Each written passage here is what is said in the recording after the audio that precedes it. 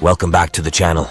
Today we're diving deep into one of the most influential personal finance books of our time, Rich Dad, Poor Dad by Robert Kiyosaki. This book has changed the lives of millions, offering a fresh perspective on money, investing, and financial independence. If you've ever wondered what separates the wealthy from the average, you're in the right place. Before we get started, if you're new here, don't forget to hit that subscribe button. Give this video a thumbs up and share it with your friends who need to hear this. Alright, let's dive into the world of Rich Dad, Poor Dad. Chapter 1. Rich Dad, Poor Dad. The book kicks off with a simple yet powerful concept, the story of two dads. Robert Kiyosaki had two father figures growing up, his biological father, who he calls his poor dad, and the father of his best friend, Mike, who he calls his rich dad.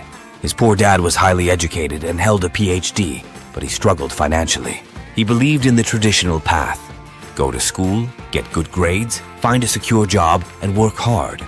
Despite his education and efforts, he faced financial difficulties throughout his life. On the other hand, his rich dad, who had only an 8th grade education, was a successful entrepreneur and one of the wealthiest men in Hawaii. Rich Dad believed in the power of financial education and entrepreneurship. He taught Kiyosaki that working to learn, not just to earn, is the key to financial freedom. Comment below if you've ever received conflicting advice about money from different people in your life. Who did you listen to and why? Chapter 2. The importance of financial literacy. The first lesson Rich Dad taught Kiyosaki was the importance of financial literacy. Simply earning money isn't enough. You need to know how to manage it, invest it, and grow it. Kiyosaki emphasizes that financial education isn't taught in schools, which is why many people struggle financially despite having good jobs. In this chapter, Kiyosaki introduces the concept of assets and liabilities. He stresses that the wealthy focus on acquiring assets, things that put money in your pocket like investments, real estate, and businesses. On the flip side, liabilities are things that take money out of your pocket, like debt, mortgages, and unnecessary expenses. The key takeaway here is simple but profound. To become financially independent, focus on building and acquiring assets, not liabilities. Question for you: what assets do you currently have, and what liabilities are holding you back? Share your thoughts in the comments below. Chapter 3. Mind your own business. This chapter isn't about starting a company or being self-employed, although it can be. Kiyosaki's advice here is to think of your career and your income as a business, even if you're employed by someone else. He explains that the most important financial goal you should have is to build your asset column, not just your income column. Kiyosaki talks about how the rich keep their jobs or businesses, but they also focus on building and acquiring assets that can generate passive income. He urges readers to keep their day job, but start buying real estate, investing in stocks, or building side businesses that generate passive income. The idea is to eventually have your assets generate more income than your expenses, so you're no longer dependent on a paycheck. Let's discuss. What side business or investment are you currently working on or thinking of starting? Drop a comment and let's inspire each other. Chapter 4. The history of taxes and the power of corporations. One of the most eye-opening chapters in the book deals with taxes and how the rich use corporations to their advantage. Kiyosaki explains that the tax system was initially created to penalize the rich, but over time, the rich figured out how to use the system to their benefit. Rich Dad taught Kiyosaki that corporations are powerful tools because they allow the wealthy to protect their money from taxes. When you work for money, you pay taxes first and then get to spend what's left. But when your money works for you, through a corporation, you earn, spend, and then pay taxes on what's left. This chapter might sound complicated, but it's incredibly important. Understanding how taxes work and how corporations can help you legally reduce your tax burden is crucial for building wealth. Question time. Have you ever thought about starting a corporation or an LLC for your side business or investments? If so, what's holding you back? Let's chat about it in the comments. Chapter 5. The Rich Invent Money.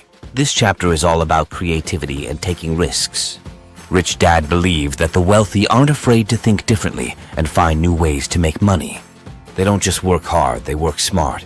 Kiyosaki shares stories of how he and his friends used creativity to generate income, from turning a small loan into a successful business to leveraging real estate opportunities that others overlooked. The rich know how to create opportunities where others see none. They use financial education, creative thinking, and calculated risks to invent money. This is a mindset that anyone can adopt. Your turn. What's the most creative way you've ever made money? Share your story. I'm curious to hear how you've thought outside the box. Chapter 6. Work to Learn. Don't work for money. This chapter is one of the most powerful in the book. Rich Dad encouraged Kiyosaki to work in different jobs, not for the paycheck, but for the skills and experiences they offered. He explained that it's important to work to learn, not just to earn. Rich Dad stressed the importance of acquiring skills in management, sales, marketing, and communication. He believed that these skills are essential for anyone who wants to be successful in business and life. Kiyosaki himself worked in various jobs, including construction, retail, and sales, to gain a diverse set of skills. He didn't focus on the money he earned from these jobs, but rather on what he could learn from them. Imagine you're in a kitchen cooking your favorite dish. You've made it 100 times before, and you know the recipe by heart. The ingredients are familiar, and the process is straightforward. The result is always the same, a tasty meal that fills you up. But what if, instead of just following the recipe, you took the time to learn why each step mattered? Why do you saute the onions first? Or why does the meat need to rest before you slice it? Now imagine that same approach applied to your work. When you work only for money, it's like cooking that familiar dish over and over. It's safe, it gets the job done, and you know you'll be rewarded with a paycheck at the end of it.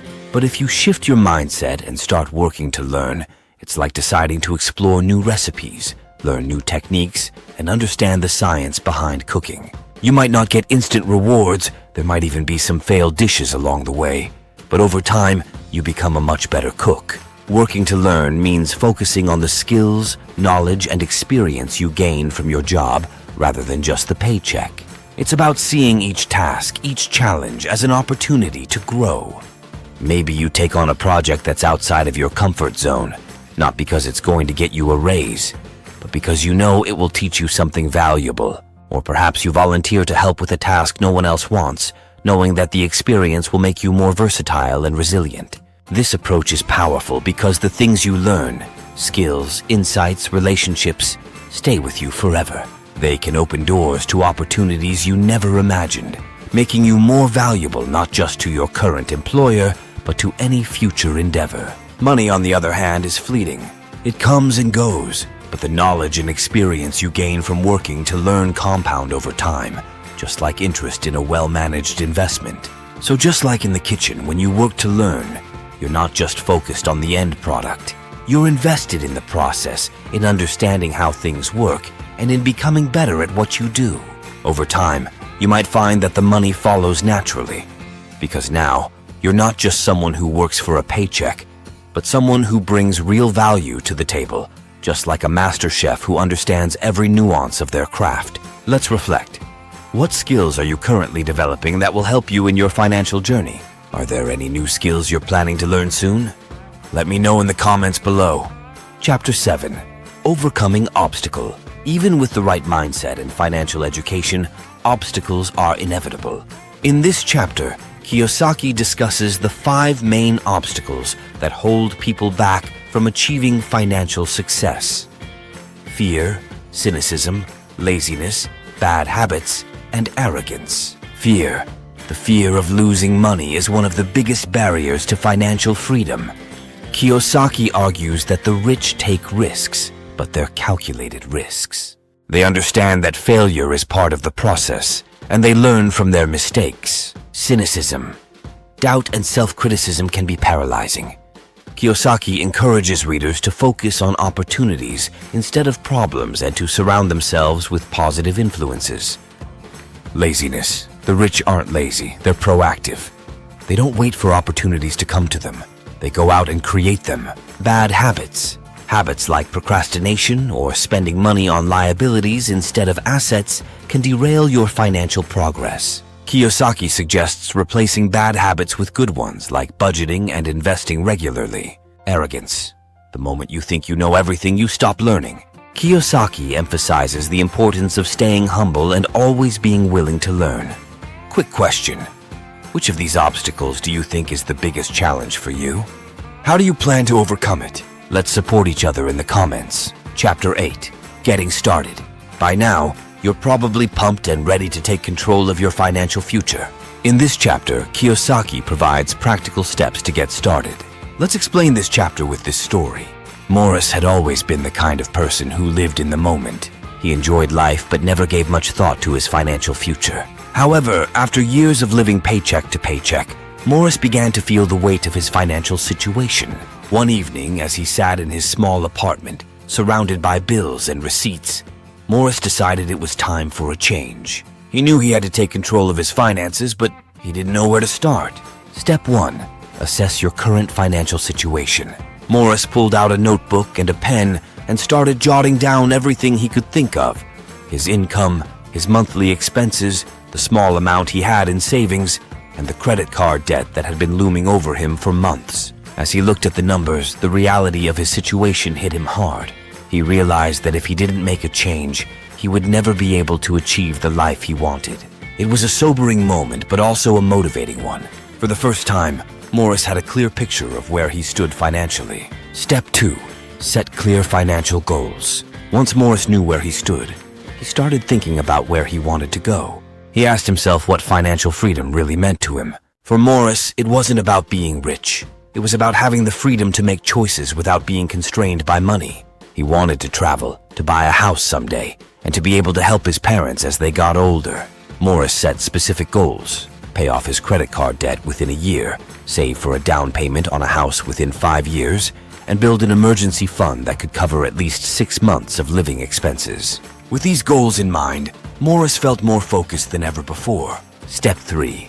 Educate yourself. Morris knew he couldn't achieve his goals without learning more about finance. He began spending his evenings reading books on personal finance, watching videos about investing, and even attending free seminars offered at the local community center. He learned about budgeting, saving, and the basics of investing. The more Morris learned, the more confident he felt about his ability to manage his money. He also sought out mentors, people who had achieved financial success themselves and were willing to share their knowledge. One of his mentors, an older gentleman named Mr. Thompson, told Morris, "The best investment you can make is in yourself. Knowledge pays the best interest." Step 4. Start small. Armed with knowledge and a clear plan, Morris was eager to start investing. But when he looked at his bank account, he felt a pang of doubt. He didn't have much to start with, and the world of investing seemed intimidating. However, he remembered Mr. Thompson's advice to start small. Morris decided to begin with just a small portion of his income. He opened a retirement account and started contributing a modest amount each month. It wasn't much, but it was a start. As time went on, Morris began to see his small investments grow and, with it, his confidence. Step 5. Take action. The most important lesson Morris learned was that waiting for the perfect moment would get him nowhere. He realized that the key to success was taking action, even if it wasn't perfect. With each step he took, whether it was paying off a bit of his debt, making a small investment, or putting money into his savings account, Morris moved closer to his goals. He faced challenges along the way, but he didn't let them stop him. Instead, he learned from his mistakes and kept moving forward. Years later, Morris looked back on that evening when he first sat down to assess his financial situation. He was now in a much better place. His debt was paid off, he had a solid savings account, and he was well on his way to buying his first home. But more than that, Morris felt a sense of freedom he had never known before. He had taken control of his financial future, and it all started with that one decision to change. In a nutshell, first, assess your current financial situation. Know where you stand, your income, expenses, assets, and liabilities. Next, set clear financial goals. Define what financial freedom means to you and create a plan to achieve it. Next, educate yourself. Invest time in learning about finance, investing, and money management. Books, seminars, and mentors are invaluable resources. Next, start small. You don't need a lot of money to start investing. Begin with what you have and grow from there. Next, take action. The most important step is to start. Don't wait until everything is perfect. Just get started and learn as you go. Engage with me. What's the first step you're going to take after watching this video? Let me know in the comments and let's hold each other accountable. Chapter 9. Still want more? Here are some to-dos. In this final chapter, Kiyosaki gives more advice on how to continue your financial education and build wealth. He suggests 1. Find a mentor, someone who has already achieved what you want to achieve. 2. Join investment groups. Surround yourself with like-minded people who can offer support and advice. 3. Keep learning. Never stop improving your financial knowledge and skills. 4. Give back. Once you succeed, help others do the same. Last question. Have you ever had a mentor who helped you on your financial journey? How did they impact your life? Share your story with us. And there you have it! Rich Dad, Poor Dad in a nutshell. We've covered the key lessons from. The book discusses the importance of financial literacy, the power of corporations, the need to work to learn rather than just earn, and how to overcome obstacles on the path to financial freedom. If you found this summary helpful and want to learn more, make sure to pick up a copy of Rich Dad, Poor Dad and dive into the details. Trust me, it's worth it. Before you go, don't forget to subscribe to the channel for more life-changing book summaries.